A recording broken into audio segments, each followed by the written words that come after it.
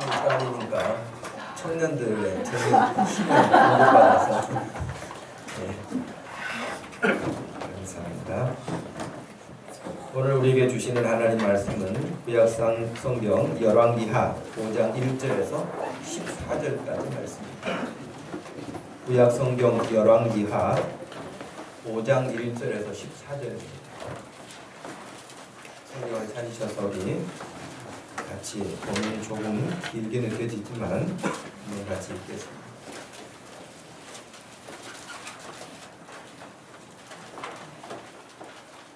열왕기하 5장 1절에서 14절입니다.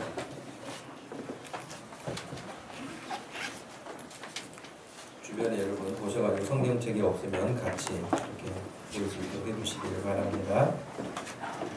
아람 왕의 군대 장관 나아만은 그의 주인 앞에서 크고 존귀한 자니 이는 여호와께서 전에 그에게 아람을 구원하게 하셨습니다. 그는 큰 용사이나 나병 환자더라.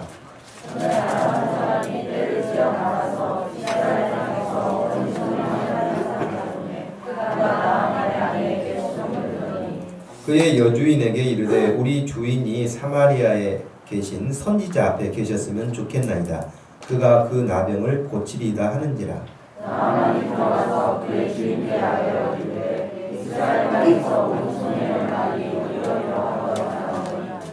아람 왕이 이르되 갈지어다. 이제 내가 이스라엘 왕에게 그를 보내리라 하더라. 나아만이 곧 떠날새 은 10달란트와 금 6,000개와 의복 10벌을 가지고 가서 이스라엘 왕에게 그 글을 전하니 들었으되 내가 계시나 나아만을 당신에게 보내니 이 글이 당신에게 이르거든 당신은 그의 나병을 고쳐주소 하였더라.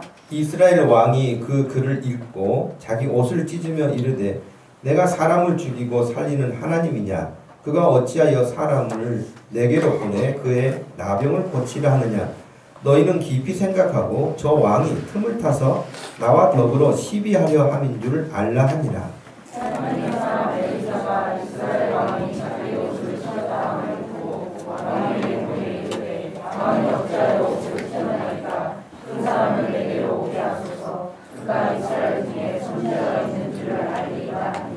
나아만이 이에 말들과 병거들을 거느리고 이르러 엘리사의 집 문에 서니 엘리사가 사자를 그에게 보내이르되 너는 가서 요단강에 문을 놓고 씻으라 내 살이 회복되어 깨끗하리라 하는지라. 나아만이 노하여 물러가며 이르되 내 생각에는 그가 내게로 나와 서서 그의 하나님 여호와의 이름을 부르고 그의 손을 그 부위 위에 흔들어 나병을 고칠까 하였도다.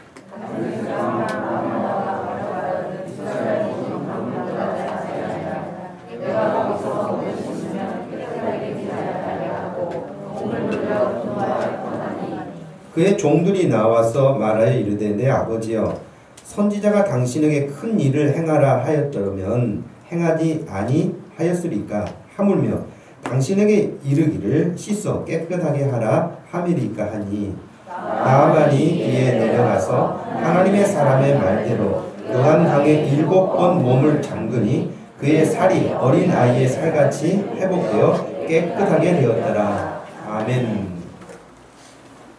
뜻밖의 찾아온 은혜라고 하는 제목으로 말씀을 전합니다. 여러분 혹시 이 사람이 누군지 아시겠습니까? 물론 거기에 이름도 써 있어서 읽으면은 이 사람도 알 수 있겠지만 잭 웰치라고 하는 미국의 아주 큰 기업 제너럴 일렉트릭 회사의 CEO를 지낸 사람이죠. 이 사람은 아주 전무후무한 기록을 세울 만큼의 그런 영향력을 가진 사람입니다. 그가 퇴임하기 전까지 경영의 달인이다라는 이야기를 들었고 단순하게 미국의 자기의 한 회사를 경영하는 수준에서 끝나는 것이 아니라 한 세기를 경영했던 경영인이다라는 말을 들을 만큼의 사람입니다. 그가 CEO로 있으면서 1700여 건의 회사들을 이렇게 통폐합시키는 그런 일에도 아주 능한 사람이어서 이 사람을 따를 사람이 없을 만큼 아주 미국에서도 유명하고 또 세계적으로도 유명한 그런 기업인이죠. 근데 여러분 이렇게 유명하고 대단한 사람이 되었는데 사실은 이 사람이 어렸을 때에 말을 더듬는 사람이었다 그래요. 그러니까 지금도 여러분 누군가 앞에 서서 이렇게 이야기를 할 때 말을 더듬고 그러면 좀 신뢰감이 떨어지잖아요. 똑똑치 않아 보이고 그렇죠? 말을 막 더듬. 제가 설교하면서 막 이렇게 하면은 여러분 어떠겠어요? 답답하지 않겠어요? 그리고 별로 그렇게 신뢰감을 덜 줄 그런 모습이었겠죠. 근데 어렸을 때부터 말을 더듬어서 굉장히 친구들로부터도 이렇게 따돌림을 당하기도 하고 어려운 일을 당하는 그런 시절이 있었다고 고백을 했습니다. 그러면서 오늘날 내가 이렇게 세계적인 기업가로 경영인으로 설 수 있었던 한 가지 이유를 말하라고 한다면 나는 나의 어머니를 말하겠다 그렇게 이야기를 했어요. 이 잭 웰치가 어렸을 때 말 더듬고 사람들 앞에서 자기 표현을 잘 못하고 막 이럴 때마다 손가락질 당하고 놀림 당하고 이러니 얼마나 속상했겠어요. 부모의 마음은 더 속상하겠죠. 그런데 그런 일을 당하고 올 때마다 이 어머니는 아들에게 그렇게 말했다고 그래요. 너는 지금 말을 못하는 게 아니다. 너는 머리가 너무 좋아가지고 네 머릿속에 말하려고 하는 것이 너무 많아서 입이 못 따라가서 그런 거다. 이렇게 말을 해줬다는 거예요. 근데 여러분 사실은 반대라 그래요. 언어학자들에 의하면은 반대지 그런 현상은 없다는 거예요. 그러나 그 엄마는 아들에게 용기를 심어주고 믿음을 주기 위해서 그랬다는 거예요. 너는 지금 머릿속에 든 게 너무 많아가지고 말을 막 해야 되는데 머릿속 회전이 더 빠르고 말하는 입의 속도가 늦기 때문에 좀 더듬는 거지 절대 너 그런 거 문제가 되는 거 아니다. 계속해서 아들에게 그렇게 심어줬다는 거예요. 너처럼 똑똑한 아이는 없다. 그러니까 여러분 잭 웰치는 어렸을 때 자기가 진짜 똑똑하다고 생각했대요. 엄마 말대로 나는 아는 것이 너무 많고 속도감이 이렇게 좀 떨어져서 말을 그렇게 할 뿐이지 나는 문제가 없다. 그렇게 스스로를 생각하면서 성장했다고 합니다. 어머니는 그렇게 말씀해 주신 것뿐만 아니라 늘 어린 웰치에게 그런 이야기를 했다 그래요. 어느 날 게으름을 피우고 있으면은 너 자신을 속여서는 안 된다. 항상 성실해야 된다. 열심히 하지 않으면 아무것도 얻을 수 있는 게 없다. 인생에 있어서 지름길이란 없다.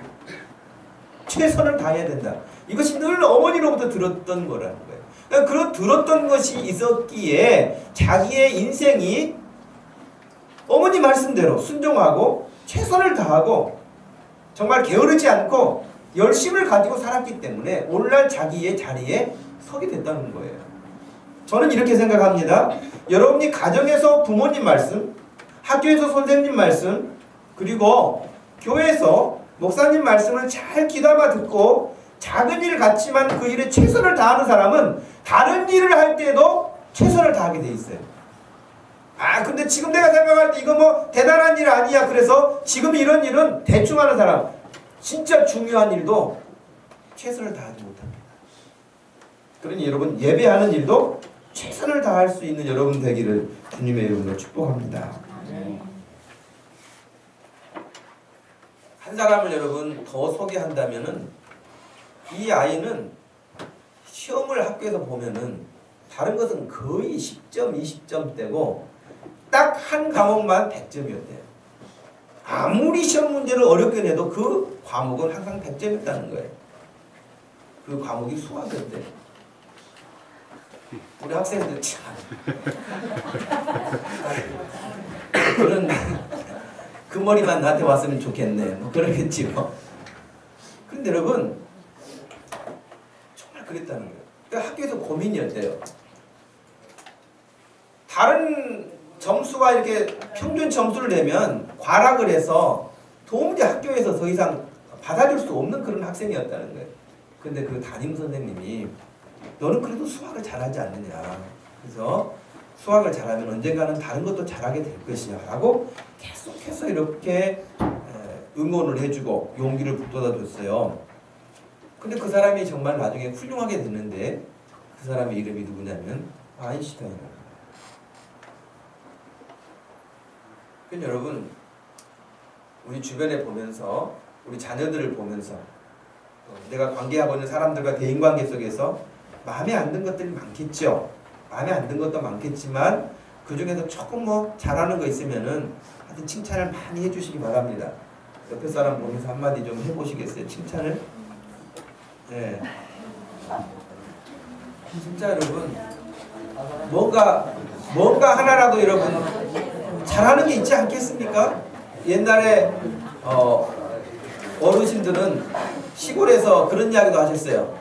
군뱅이도 구르는 재주는 있다.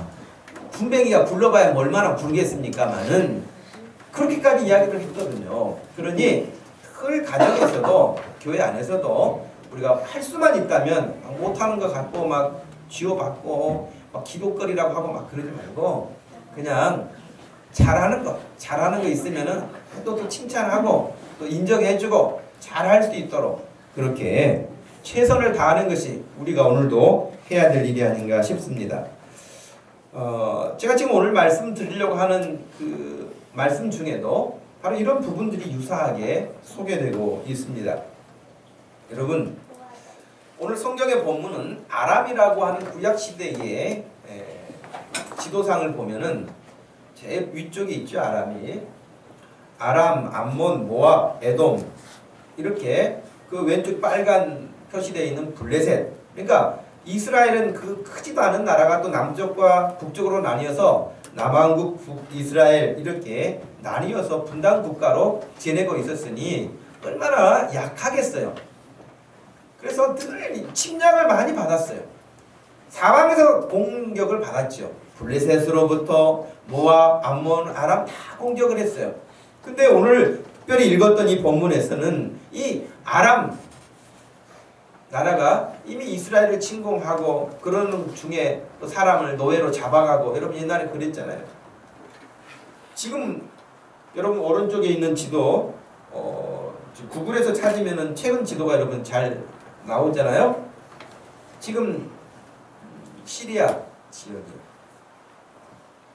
다마스커스라고 지금 현재 도시 이름도 그렇습니다. 다메섹이라고 성경에 여러분 소개되어 있죠. 그 나라예요. 그러니까 이 나라와의 관계 속에서 늘 이스라엘이 충돌을 하고 어려움을 가지고 있었는데 오늘 1절 말씀에 보니까 그랬어요. 아람 나라의 군대 장관, 오늘날로 말하면 국방부 장관 정도 되겠죠. 왕의 신임을 얻어 왕 앞에서 크고 존귀한 사람이라고 했습니다. 왜 존귀한 사람이라고 했느냐면 1절에 하나님께서 그에게 아람을 구원하게 하는 은혜를 베푸셨기 때문이라고 되어 있는데 그 일로 그는 한마디로 나라를 구한 장관이 된 거예요. 나라를 구한 사람이 됐으니 여러분 지금도 이수심 장군은 광화문에 서 계시잖아요. 그때 여러분 그렇게 나라를 위해서 충성했던 사람이기 때문에 잊지 않기 위해서 또 후손들에게 귀감을 주기 위해서 지금도 여러분 그렇게 하는 거 아닙니까? 그러니 이 나만이라고 하는 장관도 마찬가지였어요. 나라를 구한 사람이었기 때문에 국가적 영웅이었죠. 국가적 영웅으로서 특별히 왕의 신임을 받는 그런 사람이었습니다. 왕의 신임을 받았으니 여러분 뭐 부족한 게 뭐가 있었겠어요? 먹을 걸 걱정했겠습니까? 아니면 뭐 권력이 없었습니까? 명예가 없었겠습니까? 돈이 없었겠습니까? 모든 것을 다 갖추고 있었어요.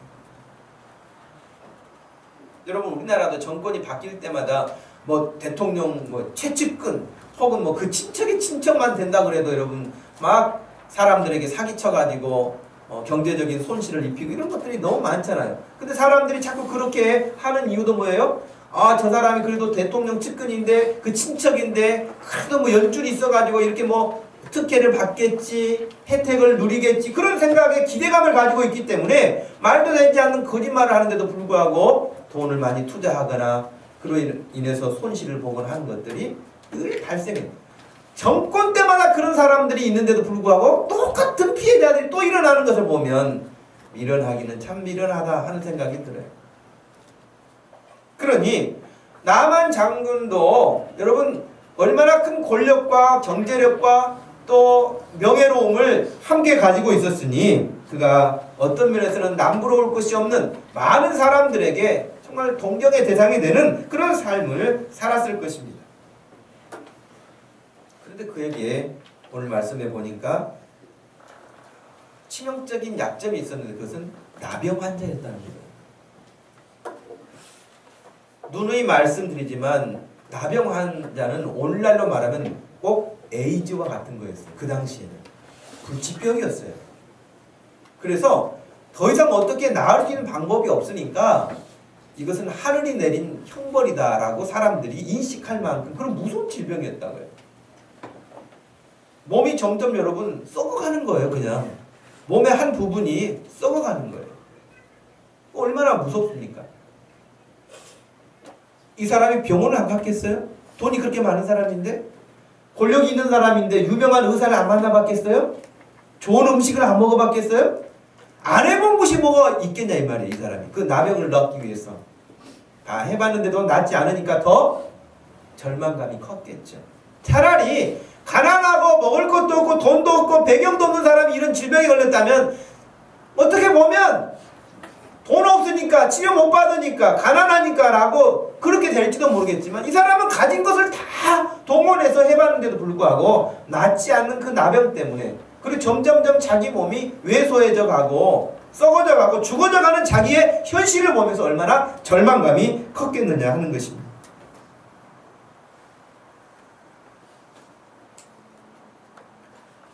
여러분 남들 보기에 대단해 보이고 부러워 보여도 한꺼풀 벗겨서 보면 여러분 다 애환이 있어요.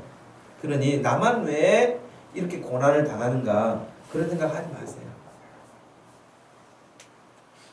여기 있는 여러분들 아마 행복감을 느끼는 사람도 있을 거고 도대체 나는 언제 좀 일이 풀릴 것인가 하고 자기 자신의 속상해하는 사람도 있을 것이고 여러 사람이 있을 거예요. 그런데 여러분에게 늘 제가 말씀드리잖아요. 여러분이 이 시간에 여러분의 발로 걸어서 여기까지 올 수 있고 여러분이 이 시간에 여러분의 힘을 의지해서 앉아있을 수 있고 여러분이 들을 수 있고 하는 것은 얼마나 큰 축복입니까? 정말이에요.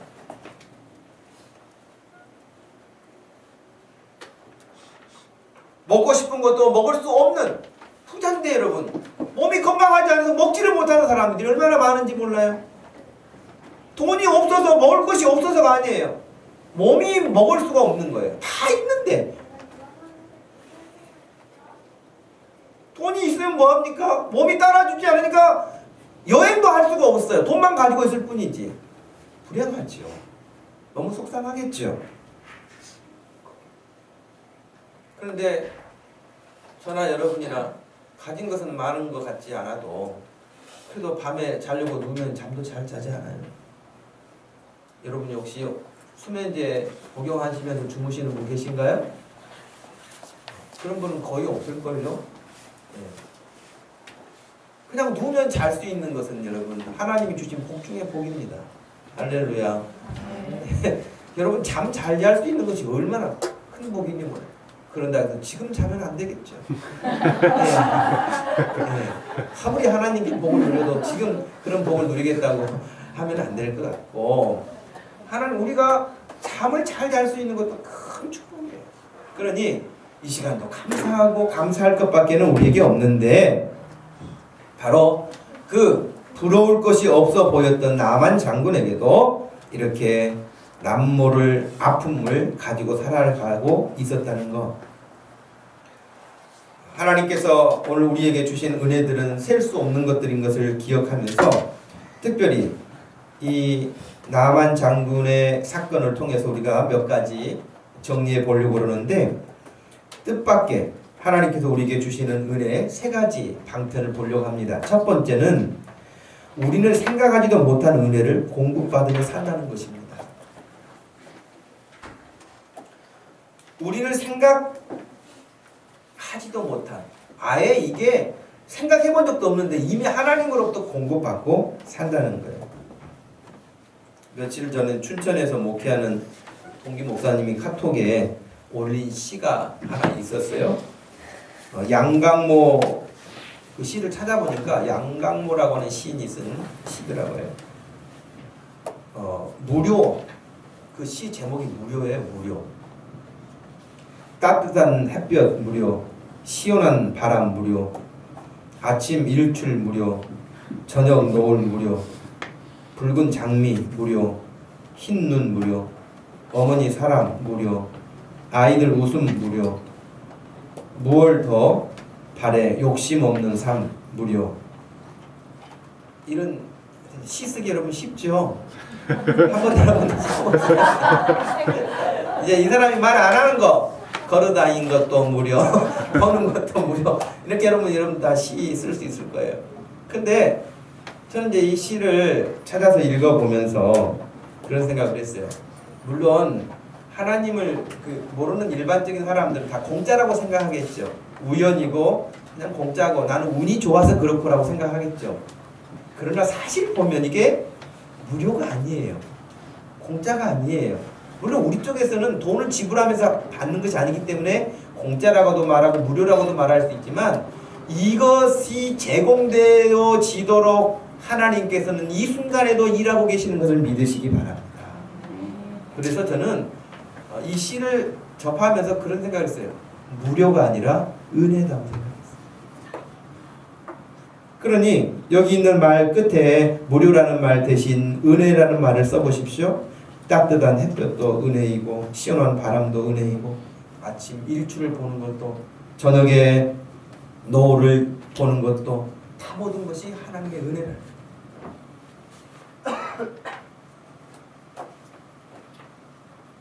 나만 장군은 하나님을 모르는 사람이었어요. 하나님을 모르는 사람이었는데 여러분 1절 보세요. 1절 아람 왕의 군대 장관 나만은 그의 주인 앞에서 크고 존귀한 자니 이는 여호와께서 전에 그에게 아람을 구원하게 하셨음이라 그랬어요. 하나님을 섬기는 사람이 아니에요. 이 나만이. 그런데 하나님이 나만이 그 나라를 구원할 수 있도록 하나님이 은혜를 베푸셨다는 거예요. 나만은 몰랐죠. 근데 성경에는 기록하고 있잖아요. 하나님이 그렇게 하셨다고. 그래서 그가 왕으로부터 신임을 받고 사랑을 받고 존귀한 자가 된 거예요. 나만 장군은 자기 능력이라고 생각했을지 모르죠. 아무 나만큼 잘하는 사람, 나만큼 조건을 갖춘 사람이 어디 있어? 아마 나는 운이 좋은가 봐. 나는 뭐 이런가 봐. 그래서 혹간 그것을 자기 능력으로 혹은 또 다른 어떤 생각을 가졌을지 모르겠습니다만은 성경에서는 명확하게 하나님이 그에게 은혜를 베푸셨다. 그는 하나님을 알지도 못하는데 하나님은 세계를 경영하시면서 나만 장군에게 이런 은혜를 주셨던 거예요. 여러분, 하나님을 알지도 못했던 나만 장군에게 이런 은혜를 주셨다고 한다면 하나님의 자녀들인 우리들에게 하나님의 은혜를 주시지 않을까요? 우리는 말로 다 할 수 없는 큰 은혜를 누리고 사는 줄로 믿습니다. 지금도 그런 은혜를 누리고 살지만 앞으로도 하나님께서 여러분 한 사람 한 사람을 책임져 주실 것이고 이끌어 주실 것이고 다 계산할 수 없을 만큼의 큰 은혜들을 여러분에게 공급해 주실 줄로 믿고 기대하고 감사하고 예배하며 살 수 있기를 축복합니다. 이 세상에는 여러분 하나님 모르는 사람들은 다 우연이라고 말하고 스스로 옛날부터 있었다고 하고 자연이라고 그렇게 말하지만은 여러분 이 세상에 그 어떤 것도 스스로 존재할 수 있는 것은 없습니다. 오직 하나님 한 분 외에는 스스로 존재할 수 있는 사물도 물질도 없어요. 다 의존적이에요. 다 의존적이에요. 여러분 이 건물도 혼자 서 있는 게 아니에요. 이 땅에 기초가 있는 거예요. 땅이 기초가 되어 있고 이 골조, 철근, 콘크리트를 다 연결되어 있어서 이게 의존하고 있는 거예요. 더 크게 보면 여러분 이 지구는 우주 관계 속에서 별들과 별 사이에서 의존 관계가 있어요. 지구만 이렇게 우주 공간에 딱 혼자 떠 있을 수가 없어요. 밀고 당기는 이런 관계를 하나님이 다 작용하고 있는 거 아니겠습니까? 어떤 한 가지도 스스로 존립할 수 있는 것은 없습니다.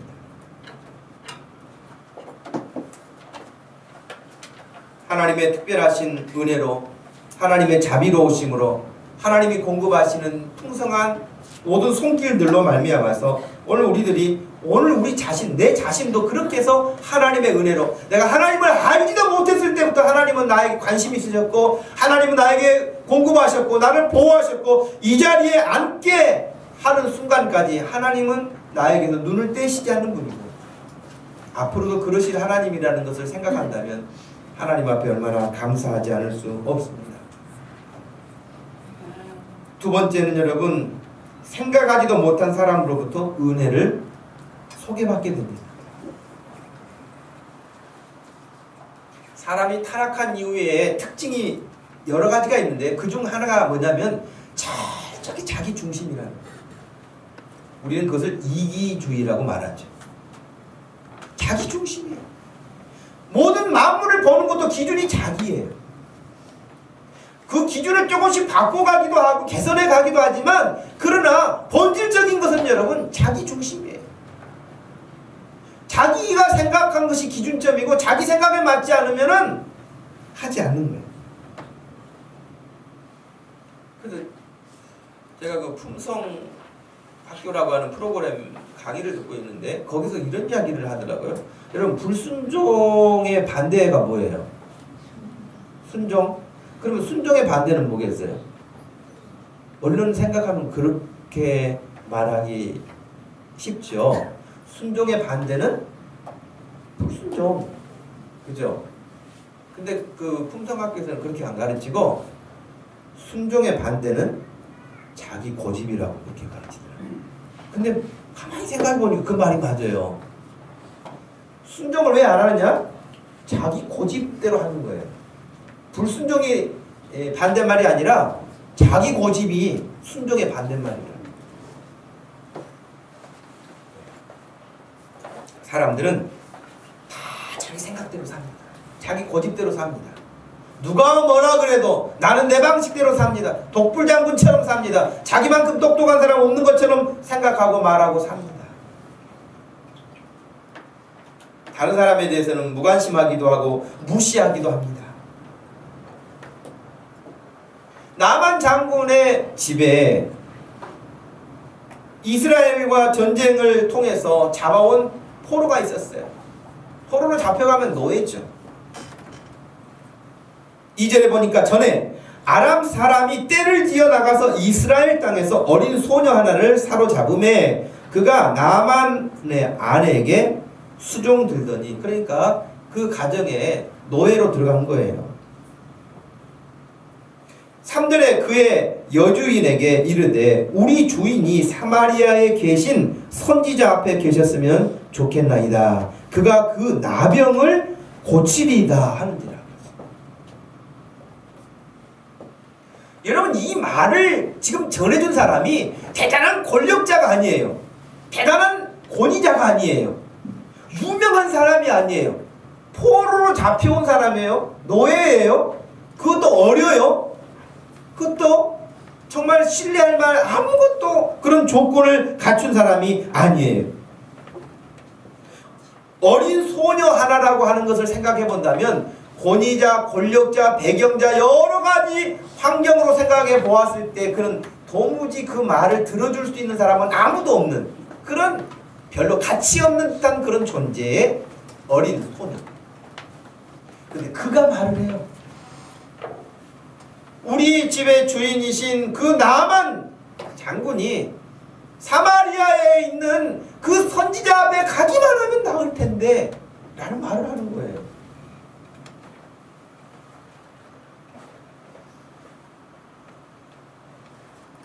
여러분, 저 이 소녀가 얼마나 믿음이 좋은 소녀인가. 여러분, 그 생각이 들죠?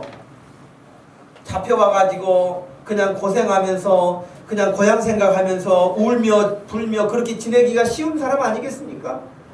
그런데 그는 그 어린 나이에 우리 주인이 그 선지자 앞에만 가면 나올 수 있다고 하는 그 믿음을 가지고 있었으니 그 아이가 직접 가서 봤을까요?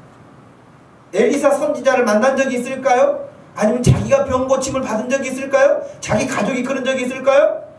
어떤 것이었을지는 모르지만 분명한 것은 그 어린 소녀가 그 하나님의 사람인 선지자 엘리사에 대한 신뢰감을 가지고 있었다는 거예요. 여러분, 여기 있는 사람들 가운데 어리다고 생각하지 마십시오. 여기 제일 지금 예배 드리는 사람 가운데 어린 사람이 누굽니까? 물론 저 유아방에 있는 강지은이가 제일 어리겠죠. 그렇지만 여러분, 어린아이라고 그래가지고 나는 어리니까, 나는 뭐 피곤하니까, 나는 저 어디, 여러분 그 생각부터 고쳐야 됩니다. 여기 어린 사람 아무도 없습니다. 여기 지금 예배당에 앉아있는 사람 중에는 어린 사람이 아무도 없어요. 서진영 정도 보면 나라도 구할 수 있는 사람. 어린 게 아니에요, 여러분.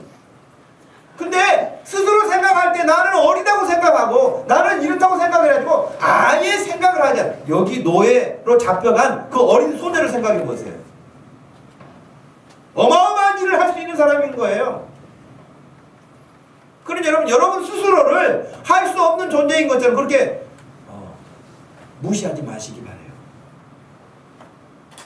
하나님이 이 어린 소녀처럼 여러분들을 들어 사용하신다면 엄청난 일을 감당할 수 있는 그런 능력이 여러분에게 주어질 것입니다.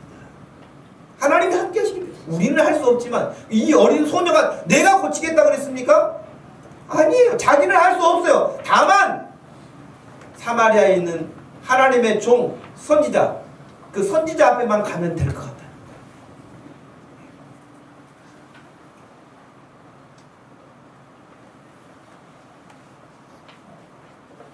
여러분 그런 이야기 있잖아요. 가뭄 들면 교회가 뭐 하죠?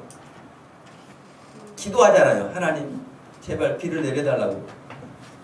그래서 이 가정도 믿음이 아주 좋은 가정인데 가정 예배를 그냥 하나님께 간절히 드렸다는 거예요. 너무 오래도록 비가 안 오니까 밭작물은 다 말라 죽어가고 이제 산업 기관들도 물이 없으니까 공장도 이렇게 멈춰야 되는 그런 상황까지 오니까 그렇게 간절하게 기도했다는 거예요. 기도했는데 아침에도 기도하고 밤에도 기도하고 아침에 그렇게 간절히 기도하고 아빠 엄마는 출근하면서 그냥 출근하는데 유치원 가는 아이만 우산을 들고 간다는 거예요. 간절히 기도했기 때문에 오늘 비가 올 거라는 믿음을 갖고 가는 거예요. 어른들은 간절히 기도하고 비 안 올 거라고 생각하고 가는 거예요. 누가 믿음이 좋아요? 누가? 하나님 앞에 간절히 기도하고 그렇게 믿는 거예요. 이 어린 소녀가 가지고 있는 믿음은 바로 그런 믿음이었습니다. 우리 목동주신교에서 하나님을 섬기는 여러분, 어리다고 자기 자신을 그렇게 방치하지 마시기 바랍니다. 귀를 쫑긋 세우고 들으면 여러분 어른들보다도 더 능력이 있는 사람이 될 수 있습니다. 그런 믿음이 있어요. 우리 집안은 다 믿지 않고 우리 부모님은 믿지 않으니까 나는 좀 절대 불리하지 않습니다. 하나님은 여러분 한 사람 한 사람을 맞대응해 주시기 때문에 여러분 어떤 면에서는 더 유리할지도 몰라요. 5명 나오는 사람은 하나님이 5명 다 챙겨주려면 시간 걸리는데 나는 혼자 하잖아요. 눈에 딱 들어오고 하나님이 더 잘 챙겨주실지도 몰라요. 그러니 나는 집안이 믿지 않고 부모가 믿지 않고 나 혼자 교회 나온다. 절대 그렇게 패배적인 생각을 가질 것이 없다는 거예요.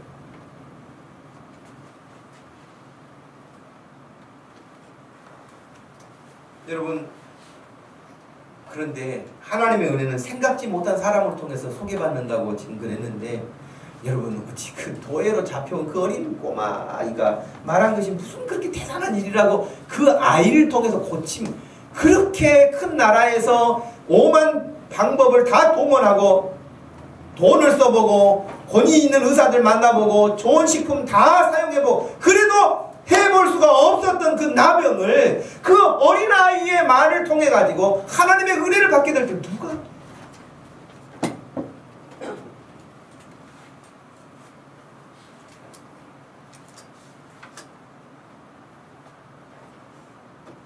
여러분, 은혜를 누리는 사람의 특징 가운데 하나는 뭐냐면 어떤 것 하나도 그냥 지나치지 않고 귀하게 여긴다는 거예요. 예배 드릴 때도 너무 귀해요. 찬송할 때도 마음이 너무 귀해요. 말씀을 들을 때도 너무 귀하게 들어요. 나도 정말 저렇게 해야 되겠다. 나도 정말 저렇게 됐으면 좋겠다. 그런 사모하는 마음이 있는 그 인생은 그냥 허드렛 인생하고는 비교 자체가 안 되는 거예요. 달라요. 차원이 다른 삶을 사는 거예요. 하나님 앞에 나와 예배하면서 그런 차원이 다른 삶을 사는 인생이 있는가 하면 평생을 살아도 하나님의 은혜를 맛보지 못하고 건조하게 사는 사람도 있다는 거예요.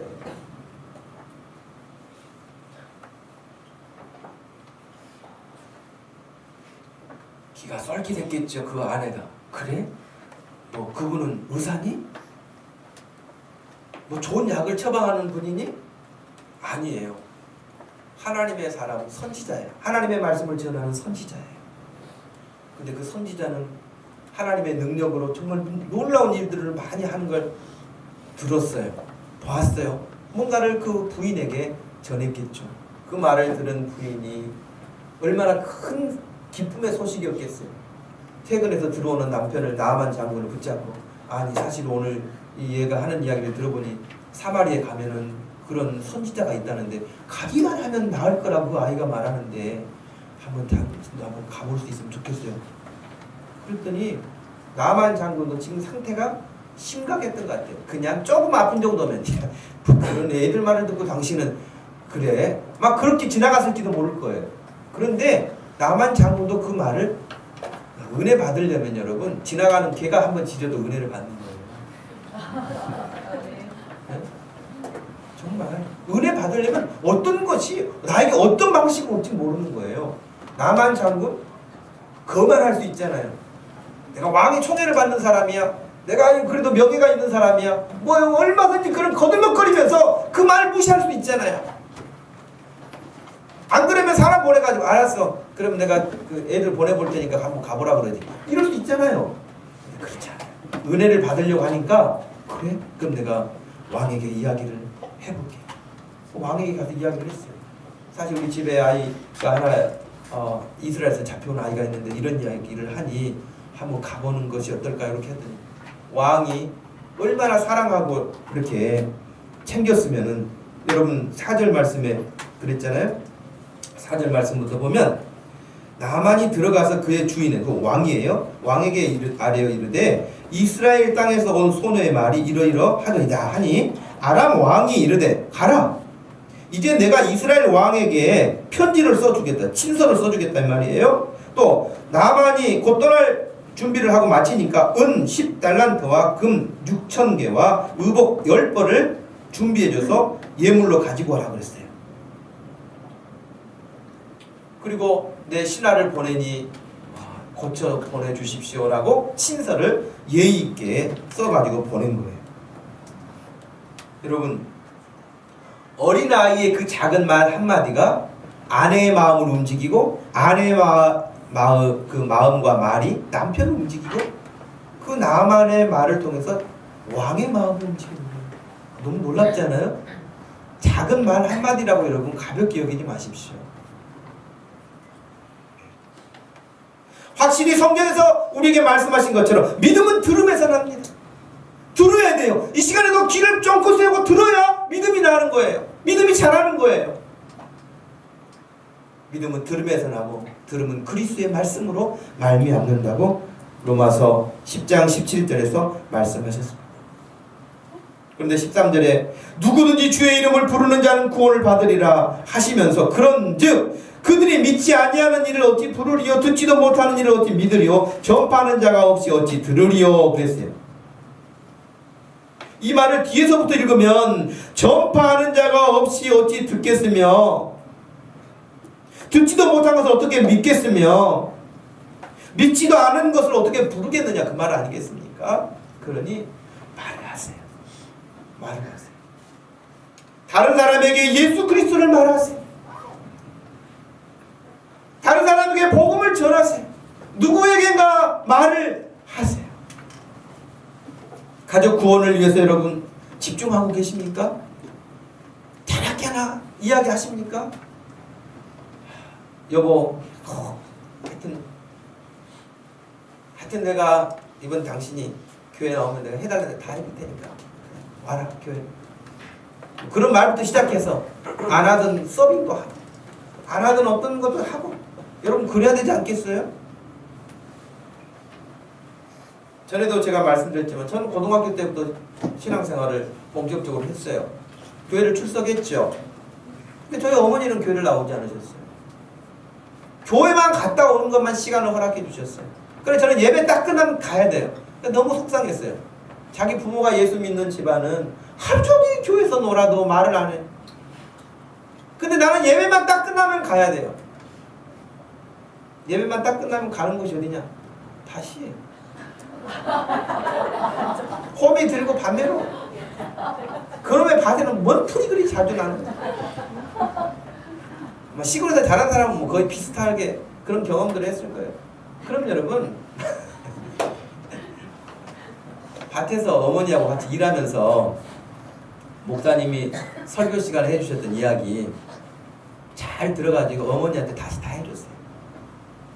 그러면 그 이야기 중에는 성경 이야기도 있고 혹은 목사님이 재미난 예화도 있고 뭐 그러면은 너는 어디서 그렇게 재미난 이야기만 잘 하냐, 어머니가 그러셨던 기억이 있어요. 그렇게 4년 하고 어머니가 교회 나오셨어요. 지금도 교회를 출석하세요. 듣든지 듣지 아니하든지 여러분 꾸준하게 말을 해야 될 필요가 있어요. 여러분 교회 갔다 와서 집에 가서 말을 하세요. 안 믿는 자녀가 있거나 안 믿는 남편이나 아내가 있거나 말을 하세요. 말을 해야 듣지.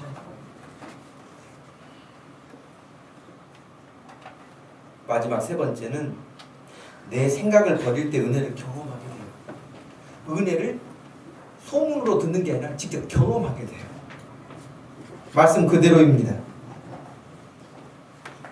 이스라엘 왕은 우둔했어요. 영적 분별력이 없었어요. 그러니 괜한 옷만 찢었죠. 그 아람 왕이 지금 친서를 나만 장군에게 보낸 거 아닙니까? 그랬더니 무슨 눈에는 뭐 사람에게는 뭐만 보인다고 지금 이걸 위장해가지고 이렇게 해서 나를 공격하려고 그러는구나 그러면서 자기 옷을 찢으면서 뭐하러 옷을 찢어요? 그러니까 엘리사가 할 때는 왕은 왜 옷을 찢습니까? 그러니까 영적으로 깨어있지 않으면요 쓸데없는 데서 옷을 찢어요. 쓸데없는 데 돈을 써요. 쓸데없는 데 시간을 써요. 영적 분별력이 없으면 엉뚱한 데서 자꾸 화풀이 하면서 자기가 뭐라 되는 것처럼 착각해요. 이 왕처럼 말이죠. 엘리사가 아무 말도 하지 않고 그래요. 8절에 하나님의 사람 엘리사가 이스라엘 왕이 자기 옷을 찢었다 함을 듣고 왕에게 보내 이르되 왕이 어찌하여 옷을 찢었나이까 그 사람을 내게로 보내십시오. 그가 이스라엘 중에 선지자가 있는 줄을 알게 할 것입니다. 이 말이 너무 멋있잖아요. 이스라엘에는 하나님의 종인 선지자가 있음을 알게 할 것입니다. 옷을 찢을 일이 아닙니다. 보내십시오. 겁낼 것 아닙니다. 두려워할 일이 아닙니다. 그거예요. 그래서 나만 장군은 그냥 수레에 가득 싣고, 여러분 거기 나와 있는 그 5절 말씀에 드렸잖아요. 아람 왕이 이르되 갈지어다 이제 내가 이스라엘 왕에게 그를 보내리라 하더라. 나만이 곧 떠날새 은 10달란트와 금 6,000개 의복 10벌. 어떤 사람이 이걸 오늘날로 돈으로 환산해 봤대요. 그래 차이가 좀 많이 나긴 하지만 어떤 사람은 40억이라고 하고요. 어떤 사람은 많이 잡으면 200억까지도 계산하더라고요. 이 일을. 금값이 뭐 높아지고 떨어지고 뭐 그런 것 때문에 그런지는 모르겠지만 어쨌든 적은 선물이 아니에요. 약소한 선물이 아니에요. 아무리 적게 잡아도 40억이라고 하는 여러분 어마어마한 액수 아닙니까? 그 큰 선물을 가지고 지금 이제 그 들었던 마음에 그리고 기대감이 있었던 그 선지자를 향해서 가는 거예요.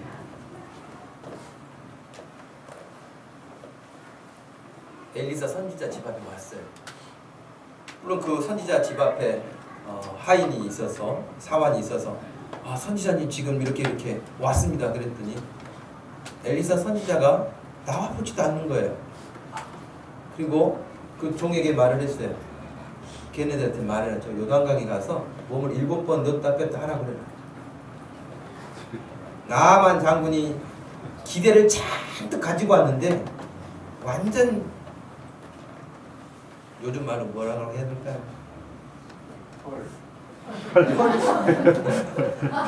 네, 진짜 헐이라고 했을지 아니면 머리가 돌았을지 분노했다고 했어요. 분노했다. 여러분 그럴만하지 않겠어요? 그 다메섹에서 예루살렘까지 오는 데는 약 240km 정도 된다 그래요. 지금이야 여러분 모든 것들이 교통시설이 이렇게 편리하고 빠르지만 그 당시에는 먼 거리 아닙니까? 먼 거리 선물 잔뜩 싸가지고 참 겸손한 마음으로 큰 나라에 그래도 국방부 장관이 자기 자존심 다 버리고 그렇게 이스라엘 그 작은 나라에 자기네들이 마음껏 이렇게 해볼 수 있는 그런 나라에 선지자가 있다고 그래서 왔는데 얼굴도 안 비치고 뭐 요단강에 가서 몸을 7번 담그라고 하니 성질이 잔뜩 나오죠.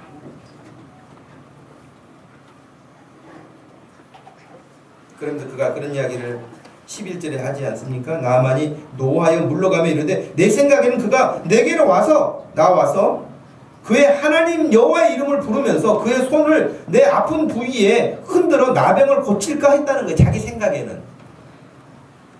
그런데 나와보지도 않아요. 그리고 말을 하기를 요단강에 가서 몸을 씻으라고. 우리나라에는 다메섹에는 아바나와 바르발이라고 하는 강이 있는데 요단강하고는 비교할 수 없이 깨끗한 강이고 더 좋은 강이지 않느냐.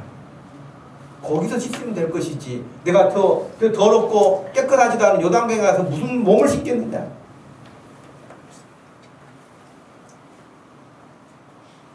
진짜 여러분 바르발이라고 하는 그 강은 로마 시대에도 유명하게 소문이 난 강인데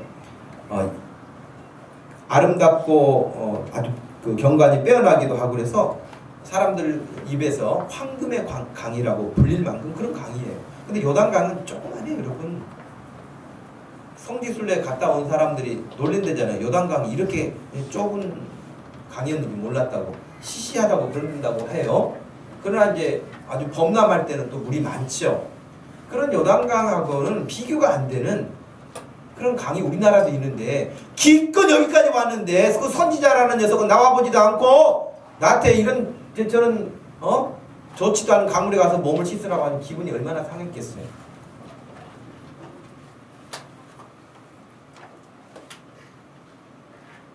여러분 은혜 받으려면 더 낮아져야 될 줄로 믿습니다. 은혜 받을 때에 내 생각을 내려놔야 돼요. 내 생각에는 이렇게 하면 더 잘 될 거야. 나만 생각이 여러분 잘못입니까? 제가 봤을 땐 잘못이 아니에요. 기왕이면 깨끗한 물에 가서 씻어야지. 그러지 않겠습니까? 자기 생각은.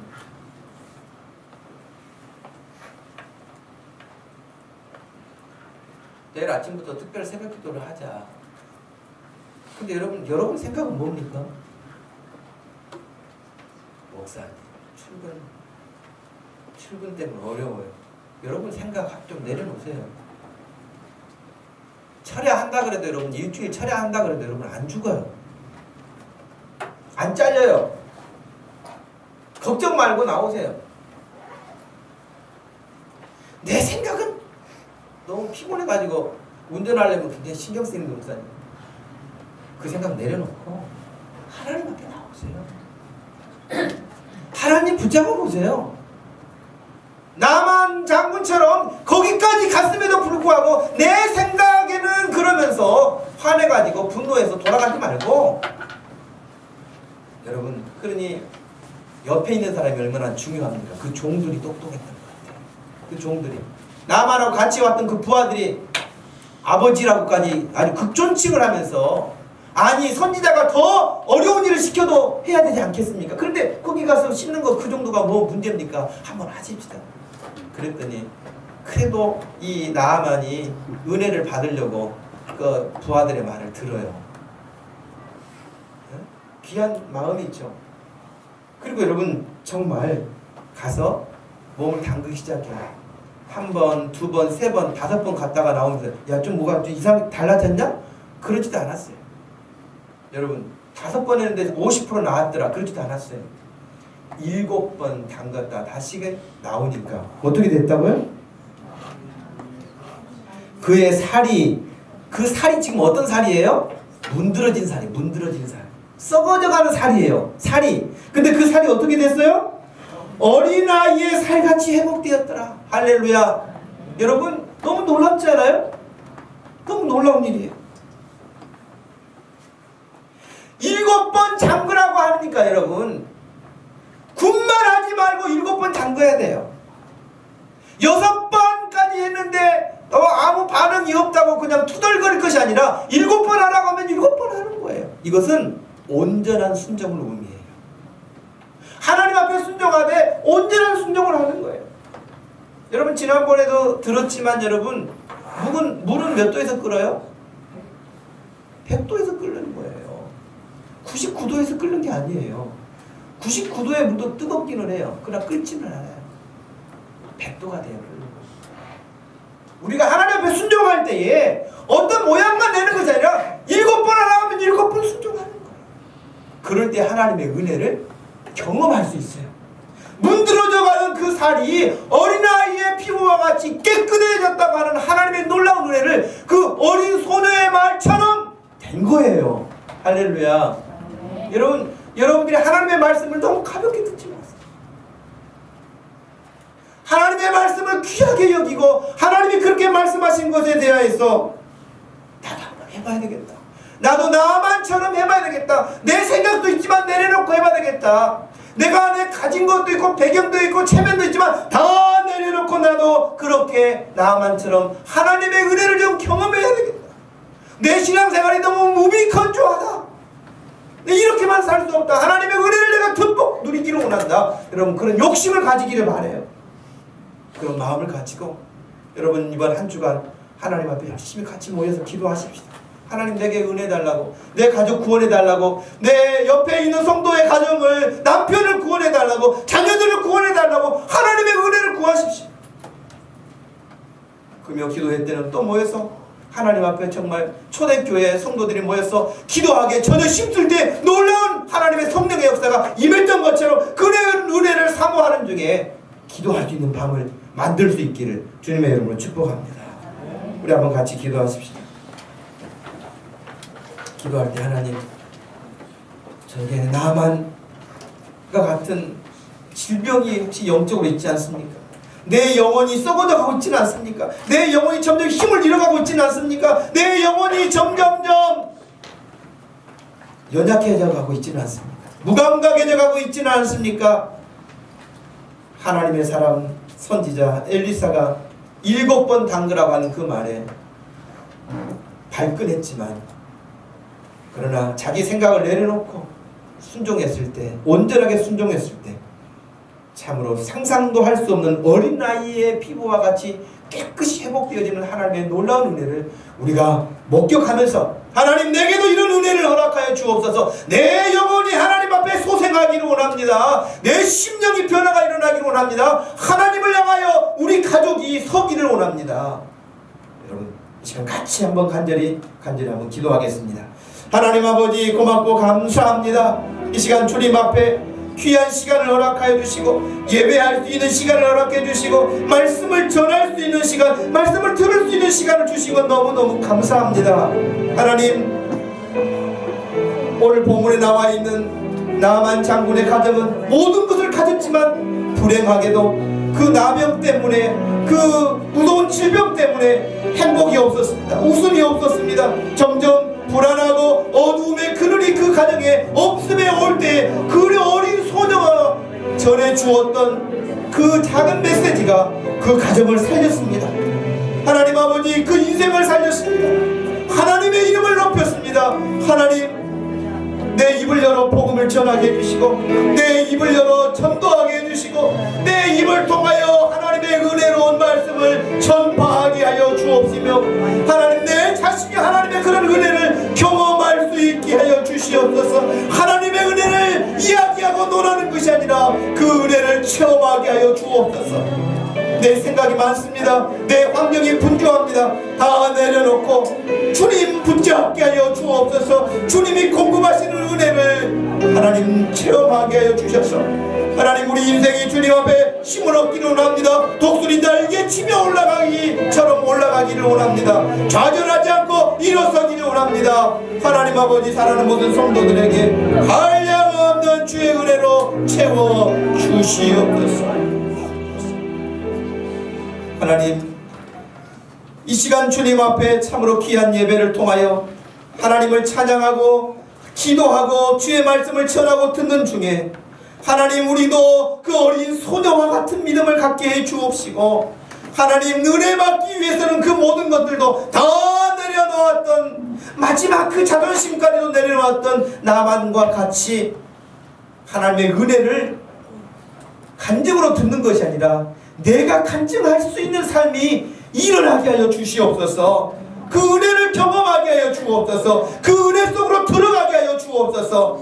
하나님, 여기 서 있는 자리에서 멈춰있지 아니하고 하나님의 더 큰 은혜를 사모하며 이번 한 주간을 승리하게 하여 주시옵소서. 그리하여서 우리의 영적 능력이 회복되어지고 가정이 회복되어지고 가정이 구원받게 해주시고 교회가 성령의 놀라운 은혜 가운데 일어서게 하여 주시옵소서. 예수님의 이름으로 기도하옵나이다. 아멘. 다같이 자리에서 일어나셔서 302장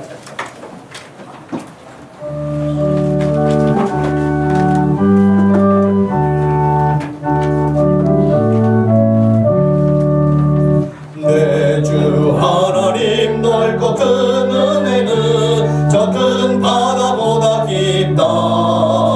너 곧 닷줄을 끌러 깊은 데로 저 한가운데 가보라. 언덕을 떠나서 장파에 배 띄워 내 주 예수 은혜의 바다로 내 맘껏 져가라.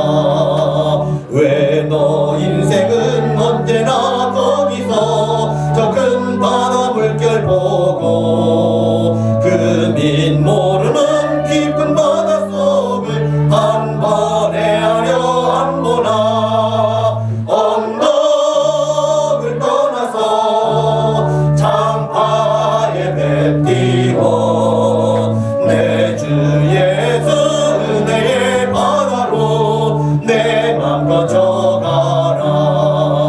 많은 사람이 얕은 물가에서 저 큰 바다 가려다가 잘싹거리는 적은 바다 보고 마음 약하여 못 가네.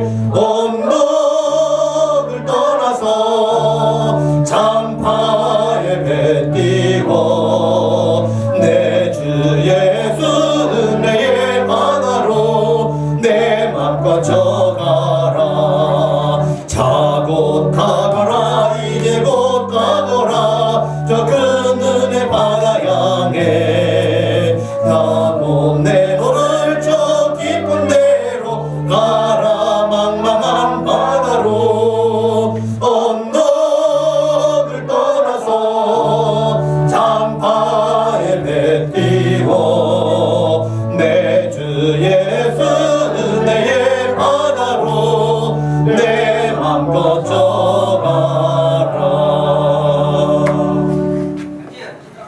지금은 우리 주 예수 그리스도의 구속의 은혜와 우리 하나님 아버지의 극진하신 사랑과 성령 하나님의 위로 교통하심이 오늘 말씀을 듣고 결단하며 순종하여 살기 원하는 심령들마다 지금부터 영원토록 함께 계실지어다. 아멘.